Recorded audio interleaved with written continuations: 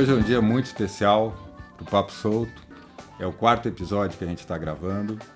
Mas eu queria resgatar um pouquinho o motivo da criação do Papo Solto, quando a gente criou o Papo Solto. O grande objetivo do Papo Solto era a gente, nesse momento que a gente passa do país, que é um momento de carência de líderes, carência de bons exemplos, a ideia era trazer exatamente isso, falar de coisas boas e trazer personagens que pudessem levar esperança, amor, fé, com as suas histórias de vida. Então, o primeiro convidado foi o Dr. Lincoln, grande amigo, que também é músico, né? Então ele falou e é uma pessoa iluminada. Depois a gente trouxe o Diogo com toda a alegria e reverência dele, mas também que é um lutador, é um cara humilde, né? Não mudou, com sucesso, e é uma pessoa muito especial. 2 grandes amigos.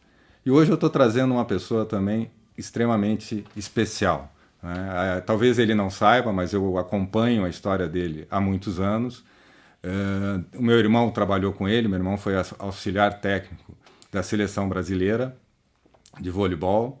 Então, hoje eu vou falar de esporte, eu vou falar do meu esporte, né? Além de falar de liderança, falar sobre gestão e também de ouvir histórias, porque na realidade o que a gente traz aqui é um papo totalmente livre e a gente conta histórias. Então, eu conheci ele há muito tempo. Depois, por coincidência, ele foi vizinho no meu prédio, a gente morou no mesmo prédio quando eu vim para Curitiba.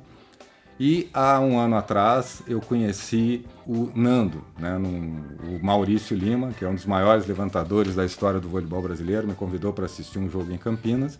E eu conheci o Nando, que é outra pessoa especial, que dirige aqui o Instituto Compartilhar, que eu me apaixonei, eu conheci e fiquei impressionado, trabalha com crianças. É uma história também linda e eu quero falar um pouco nela hoje. Então, meu convidado é o Bernardinho, que vai estar aqui com a gente, vai estar fazendo... Eu acho que até nós vamos encerrar depois desse Papo Solto, eu acho que talvez seja o último depois de trazer uma pessoa, de um líder e uma pessoa tão iluminada como é o Bernardinho, que eu tenho certeza que a gente vai aprender muito hoje nesse papo. É um papo realmente livre, então não tem preparação, a gente vai estar conversando, vai estar contando algumas coisas, tentando entender a saída dele da seleção brasileira, como é que foi essa tomada de decisão, que eu acho que deve ter sido uma coisa extremamente difícil. Mas antes de começar, eu também quero agradecer novamente o Estúdio Ponto Z, do Miguel, outro cara sensacional, uma pessoa, é um herói que eu descobri, né? Eu acho que quando eu fiz o Quadro Fantástico, eu comecei a descobrir heróis e não parei.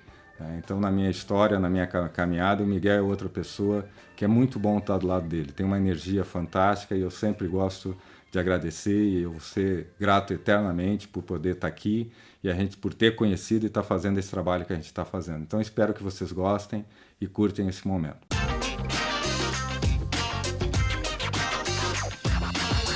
Bom, então, começando mais um Papo Solto. Hoje eu estou aqui, tenho o prazer, a honra de estar com o Bernardinho. Então, como sempre é o Papo Solto, ele é bem, a gente vai conversar, a gente vai contar histórias e aí o papo vai rolando e o objetivo é levar esperança para vocês, levar coisas boas, né, nesse momento que a gente está passando no país. Então, Bernardo, a primeira coisa que eu queria te perguntar, eu fui CEO 35 anos, né, trabalhando, né, acordando 6 horas e não tendo hora para voltar para casa. E eu tomei uma decisão há uns 2 anos de parar, de mudar de vida, né? Muito parecida com a que tu tomou, lógico que com proporções diferentes, né? Porque você, quando tomou a decisão de sair da seleção brasileira, não afeta só você, afeta um país todo apaixonado por você, né? Que queria te ver continuar na seleção. Eu queria saber... para mim, tomar a decisão, eu demorei muito também, e eu sempre perguntava o que eu vou fazer na segunda-feira, eu vou parar na sexta, o que eu faço na segunda-feira, né? Como é que vai ser a minha vida, mas eu queria isso, e hoje eu estou feliz com o que eu estou fazendo. Eu queria saber como é que foi essa tomada de decisão que afeta tanta gente, né? Claro que o que mais importante é como você se sente, mas como é que você se sentiu, né? Como é que foi isso? E agora, como é que está a tua vida depois, né, da seleção brasileira? Começar bem o papo, porque assim, eu fiquei praticamente 24 anos, 23 anos exatamente à frente de seleções brasileiras, um pouco como um CEO de seleções ao longo de 23 anos. Como CEO de uma empresa, você acorda e vai dormir pensando nisso, né? Muitas vezes a família fica num segundo plano, por mais que a gente priorize essas coisas, mas o trabalho, né, a nossa missão está sempre ali no nosso entorno, né, nos ocupando muito. E foi uma decisão, né, dura, difícil, porque assim, eu cheguei à conclusão de que voleibol não era o que eu fazia, mas era o que eu era. Né? Então é uma coisa que era mais do que apenas fazer algo, era a minha vida. Né? Mas tantos aspectos, até tempo demais, eu me questionava, será possível fazer algo além disso? Né? Será possível inspirar mais pessoas do que apenas aquelas que torcem pelo voleibol ou aquelas com as que eu estou trabalhando? Né? O que será possível? A vida além disso aqui? Né? Eu confesso a você assim, que não é simples, porque era uma rotina de muita paixão, né? Era cansativo. Como é que se aguenta tanto tempo essa loucura? Mas é uma paixão tão grande, você fica distante dela no primeiro momento. Eu confesso que eu fiquei um pouco perdido. Fica um vazio, né? Um vazio. Eu tenho assim, feito muitas coisas, assim, de palestras, trabalhando, continuo com o time do Rio de Janeiro, hoje Sesc Rio de Janeiro, de equipe feminina, porque ter essa ligação com a quadra, para mim, é uma coisa que me alimenta, né? Uma intensidade e com um volume menor do que se estivesse com a seleção também, como eu fiz durante esses 23 anos, né? Clubes e seleções. Mas assim, não foi simples a decisão, mas uma série de questões ao longo do tempo, era hora de dar uma... Nós tivemos também algumas questões, como o Brasil vive, questões políticas de ex-dirigentes que, né, tiveram atitudes totalmente equivocadas, e isso me consumiu muito, porque eu tenho um defeito que eu não consigo não me incomodar com as coisas erradas. Então eu lutava por aquilo, eu brigava com essas pessoas para que o voleibol pudesse ser preservado, né, como uma atividade importante, como uma ferramenta importante de transformação, de oportunidade para os jovens. Então foi uma decisão, né, tomada ao longo de algum tempo. Eu nunca, né, não falava disso. No último ciclo já existia na minha cabeça a possibilidade, olha, pós-Rio de Janeiro, e até para abrir espaço para outros também. Você não é o dono daquilo, você é apenas uma ferramenta, né, dentro daquele processo, que isso vai continuar, a seleção ela é eterna, né, e não é minha, porque, né, fica muito claro, as pessoas personificavam, não, eu sou apenas um elemento. Então, mas assim, não tem sido simples, porque eu sinto falta. Mas entendo que eu tenha cumprido uma etapa e estou buscando ainda uma colocação. Quer dizer, qual vai ser a minha posição nesse novo time que eu estou aí tentando me inserir? Então, tem muitas atividades, desde, né, de poder, de alguma forma, incentivar iniciativas que eu reputo interessantes, motivar. Tenho feito muitas palestras em instituições das mais diversas, e o binômio que mais me seduz é o binômio educação e empreendedorismo. Vejo o esporte como uma ferramenta fundamental no quesito da educação, assim como as artes, a cultura é algo importante, mas assim, educação e empreendedorismo, assim, capacitar os jovens e criar as condições que eles possam realizar. Então eu estou muito envolvido com esse binômio hoje e dando a minha contribuição naquilo que eu posso dar, e enfim, e fazendo algumas coisas de esporte também, pedalando e tal, mas preocupar um pouco por tempo e me manter em atividade, que eu acho que é importante, né, essa endorfina do esporte, para que a gente possa tentar se manter o mais jovem e com energia. Eu vi logo que tu saiu, eu vi no Esporte Espetacular, até que teve uma homenagem, que foi muito legal. E eu senti que tu estava não desconfortável, né? Porque ainda era muito cedo, né? Era muito... Mas assim, então eu entendo muito esse momento, e a gente que é torcedor, né? Porque eu sou torcedor, eu estou lá contigo, torcendo, me rasgando também, torcendo pelo Brasil, e eu sentia isso, porque deve ser muito difícil. E a tua decisão, independente do resultado que tivesse na Olimpíada, já estava definido, né? Eu estava assim, não estava definido. O processo era um processo de maturação de uma definição. Certo. Entendeu? Então, dependendo do resultado, quer dizer, aquela questão estava ali. Terminada a Olimpíada, alguns meses, né, para, digamos, elaborar melhor na minha mente, olha, é o momento de passar o bastão e de dar uma sequência. Tínhamos pensado numa forma de substituição, numa forma de prosseguimento. A confederação tomou uma outra, mas o nome que veio no caso da substituição foi o Renan, que é um amigo, antes de tudo, de vida, e um cara muito competente. Então, portanto, está muito bem entregue, o processo segue, claro que com um tom, cores novas, mas de uma certa forma o DNA é o mesmo, né? Fomos criados numa mesma forma de visão do voleibol. A renovação já havia sido feita, ou seja, em grande parte, o grupo que segue, né, os jogadores é um grupo que já estava, basicamente, exceção do Serginho, que se aposentou até por questão de idade das Olimpíadas, é um grupo que está segue forte como competitivo, que é o mais importante, vai estar entre os melhores, como aconteceu na Liga Mundial, disputada aqui em Curitiba, enfim, no Chegou, tu viu os jogos? Não conseguiu ver? Teve... Olha, no início eu confesso a você que eu só gravava, eu não via ao vivo, eu gravava, aí sabia, respirava e assistia. Assistia, assim, muito de estudar, ver, eventualmente trocava alguma mensagem com o Renan, não no sentido mas de trocar de ideias e tal, de experiência, mas muito com o Bruno, porque é natural, além de filho, você tem um contato permanente com ele. Nesse momento nós estamos aqui, eles estão no Sul-Americano agora, jogando lá, e a gente está sempre em contato para saber que estão indo muito bem. Enfim, mas a semifinal e a final eu assisti ao vivo, assim, né? Até nos Estados Unidos, fui levar as minhas duas meninas para os Estados Unidos, de 15 anos, para fazer um curso, fui levá-la para esse curso, ela passou 3 semanas, eu passei 10 dias e voltei. Estou assistindo um computador, não é laptop. Confesso que foi difícil. Foi duro. É duro estar longe, duro não poder estar ali, é óbvio que a gente tem saudade, porque é uma coisa tão importante, não, você sente. Sem dúvida. A saudade, de uma certa maneira, ela é um sentimento que ela reflete o quanto aquilo foi ou é importante para você. Então, é exatamente por aí. Mas eu digo assim, sem arrependimentos. É claro, a saudade ela existe, é seguir em frente e usar, de alguma maneira, aquilo que o esporte me deu, para poder, de alguma forma, compartilhar com as pessoas. O compartilhar é um termo que está sempre presente em mim, que eu acho que é importante. Que é importante.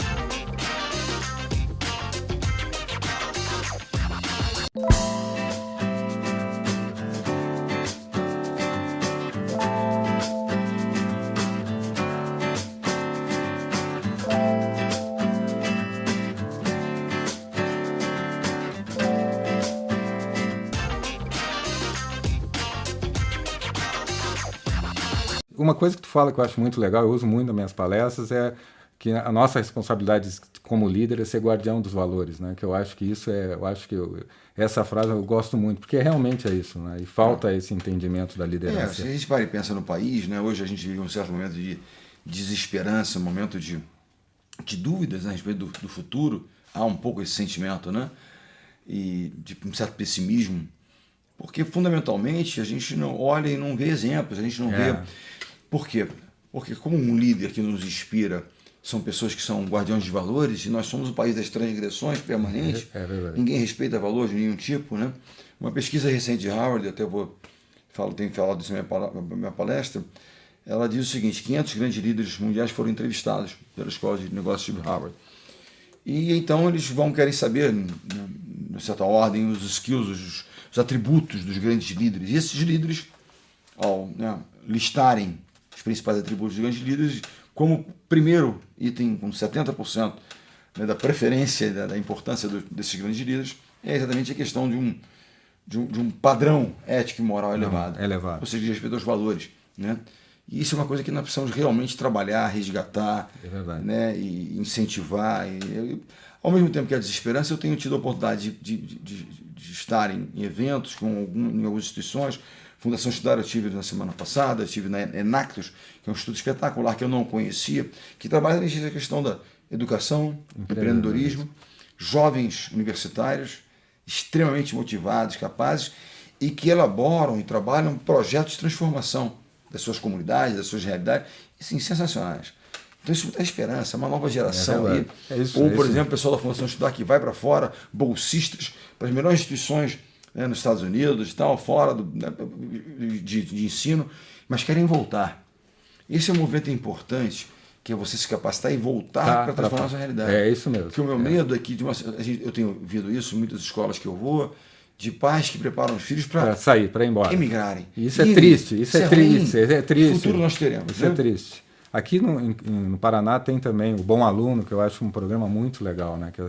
Que também faz um trabalho fantástico. O próprio compartilhar, né? Que eu conheci é maravilhoso, é uma coisa que me encanta, né? A ideia é exatamente essa: você trabalhar os jovens, os valores, seja através de um processo de educação mais formal, seja através do esporte, seja através da cultura, das artes, da música, do teatro, né? Enfim, há tantas formas de você atingir e extrair desses jovens tantas coisas boas e passar para os jovens tantas coisas boas. Não, é isso mesmo. Uma disciplina, às vezes você não, porque agora há uma coisa politicamente correta, essas tendências de você... Não, a disciplina é fundamental. É básico, é básico. Exatamente. Então, se poder fazer isso e ter pessoas que inspirem pessoas é muito importante.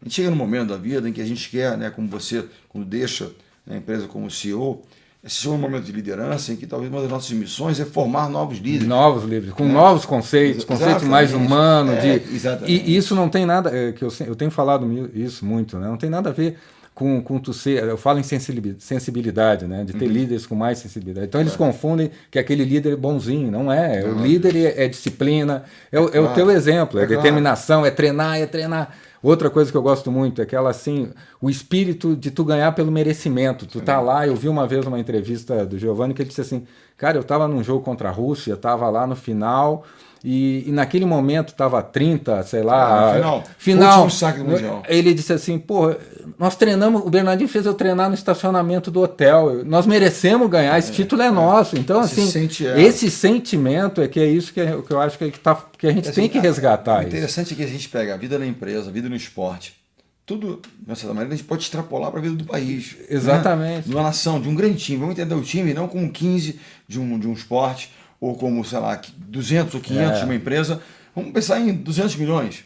E no final da história é um grande time. É verdade. Né? Que quer ter uma vida digna, né? Ter possibilidade de trabalho, poder compartilhar valores, ter êxito e ser felizes, ter uma vida bacana. Então, no final da história, existe uma missão, objetivos comuns. Né? Exatamente. Se a gente parar e olhar, né, a gente precisa se sentir merecedores. O problema é que a gente olha, não vê alguém que inspire. Depois, as pessoas não trabalham, não fazem por onde, acham que, bom, como eles também não fazem por onde, também não precisamos fazer por onde, vamos tentar aqui alguma fórmula diferente. Está tudo normal, isso é normal. Exatamente, isso é normal. Esse é o processo normal, portanto, aí você começa realmente a uma deterioração dessa história, onde você, né, enfim, então está na hora realmente, eu acho que nós chegamos num momento que é uma transformação, talvez uma grande crise que nós vivemos, e como todo empresário sabe, a crise ela pode revelar grandes oportunidades. Exatamente. Ou não, né?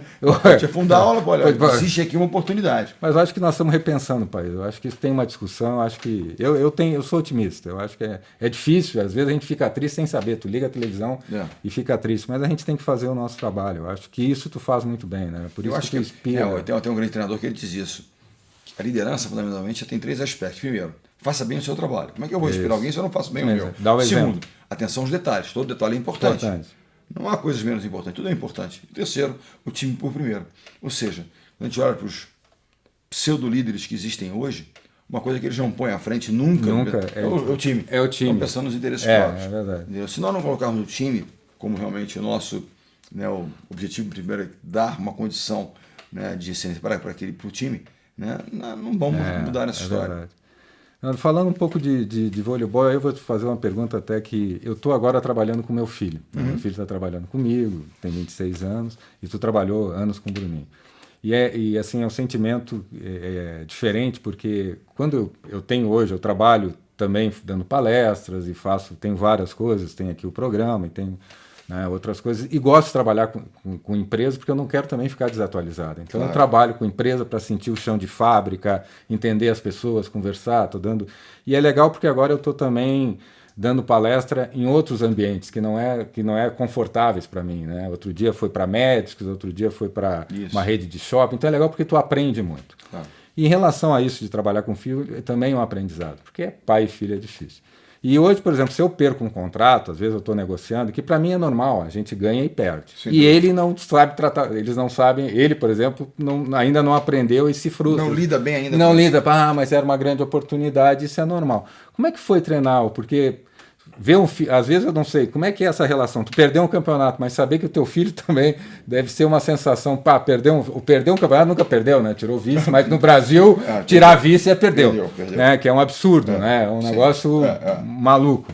Mas eu sou do tempo que a seleção brasileira não ganhava nunca, né? Que eu sou lá de trás, mas o trabalho era sério, desde o feminino, né? Eu não aguentava ver o Brasil perder para o Japão, o Brasil perdia para o Japão. O meu irmão era auxiliar.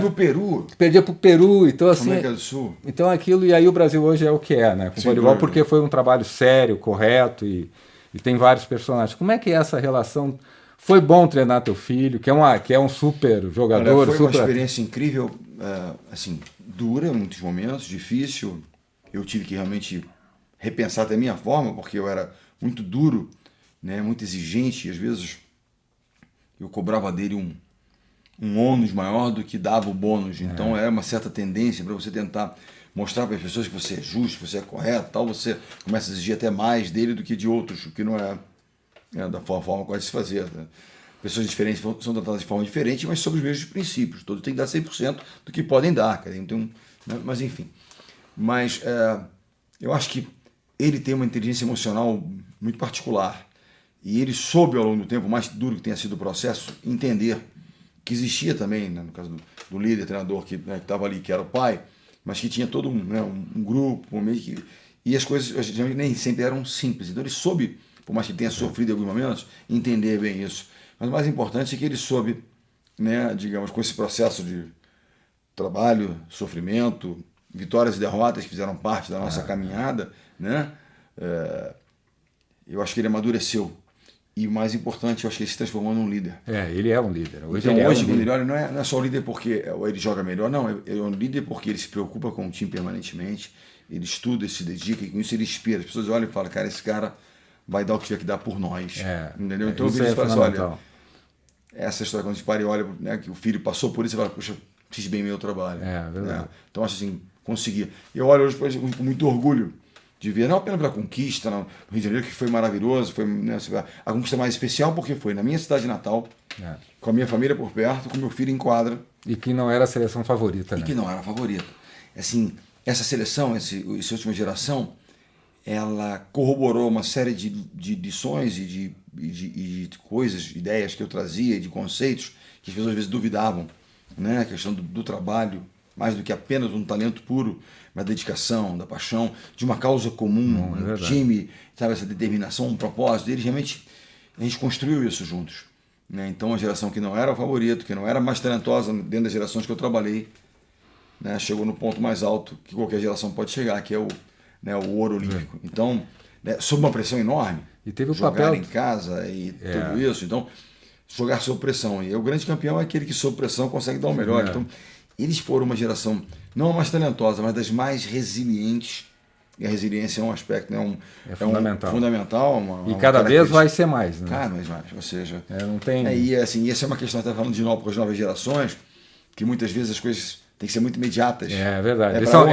Eu brinco, é a geração videogame. Eles querem mudar de fase muito rápido. Exatamente. Entendeu? E saber que você tem que passar por uma fase. É verdade. E às vezes você não vai conseguir no primeiro momento, até que você possa realmente dar o segundo passo. É verdade. Não existem atalhos. O caminho tem que ser percorrido. E é trabalho, né? É treinamento, determinação. É suor, é ali, é dedicação, é tal, e time, né? As pessoas também, muitas vezes, claro que você se conecta muito mais hoje do que se conectava, mas às vezes se isola muito também. E no final da história, qualquer resultado, ele é fruto de um trabalho de um time. De um time. Do mais simples, eu vi uma história que eu não sei até que ponto deveria, mas foi relatada como tal, que o presidente Kennedy, nos anos 60, logo no seu mandato ainda como presidente, que foi curto em função do assassinato, ele foi visitar a NASA, a sede da NASA, que é onde o projeto, né, Homem à Lua, eles eram os pioneiros, querendo chegar realmente a colocar o homem caminhando na Lua, que tiveram depois êxito, e ele vai no momento, assim, mais à noite, para evitar, né, muitos burburinhos, o presidente indo visitar a NASA. E ele chega à noite, tarde, com a sua comitiva, onde ele chega, tem um vigilante, um senhor na porta, varrendo o chão da entrada do centro espacial. E aí ele pergunta, mas, puxa, essa hora, você aqui varrendo e tal, o que você está fazendo? Eu estou ajudando a colocar o primeiro homem na Lua. Esse sentimento é parte muito... do processo, efetivamente, de Isso colocar muito homem na Lua, entendeu? Para nós, menos importante, está ali só apenas na portaria, limpando. Isso. Todos são isso mostra que toda a cultura, né, como é feita. Isso me chamou a atenção, porque na Marco Polo teve uma vez que eu achei que tinha o porteiro da Marco Polo. Eu trabalhei 20 anos na Marco Polo, tinha um porteiro, e a Marco Polo sempre foi uma empresa muito forte no Brasil, no mundo. Né? E aí um dia eu cheguei e digo, seu Sim, por que está com a luz apagada? Gilmar, nós estamos numa crise, então eu tenho que também colaborar, eu também tenho que contribuir. Então as luzes, e eu explico para todo mundo que chega. Então eu estou explicando, mas é um momento, mas vai passar, eu vou acender a luz de novo. Então assim, tu vê, é um cara que ficou 30, 40 anos na Marco Polo e chegou nele, quer dizer, chegou ali onde é o ponto onde as pessoas, é o primeiro contato que tem. É uma pequena coisa, mas que faz uma diferença enorme. Enorme, eu saí dali encantado, que exemplo. Exatamente, e você veja, eu tenho contado essa história, onde eu tenho visto que eu li uma coluna recente do senador Cristóvão Buarque, que é uma pessoa que eu respeito e admiro muito, que tem fundamentalmente o seu foco na educação. É verdade. Ele é um Ele fala a educação o tempo todo. E é fantástico ter alguém com conhecimento, esse que foco. tem, e ele conhece. Você possa discutir, pode concordar, discordar, mas você tem que respeitar uma pessoa com esse conhecimento e com os valores que ele transmite. Então eu tenho uma grande admiração por ele. Tive a oportunidade de conhecê-lo, estive ao vivo com ele, um carinho grande que eu desenvolvi por ele. E eu lendo uma coluna dele, ele escreve em alguns jornais, semanalmente, ou quinzenalmente, ou mensalmente, enfim, lendo a coluna, de modo geral é pautada na educação, mas aquele dia ele discutia, tem um tempo, a crise de segurança, a greve da Polícia Militar no Espírito Santo, no estado do Espírito Santo. Foi horrível. Terrível. Né? Terrível. Virou uma terra de ninguém, um faroeste, uma coisa terrível. E ele, então, num certo momento da coluna, ele falando sobre a questão da educação, para o futuro, violência, segurança pública, aquelas coisas, ele relata um trecho, eu não tenho aqui as palavras exatas, um trecho de um diálogo entre um líder dos policiais, né, e um político, que era o secretário qualquer de Estado.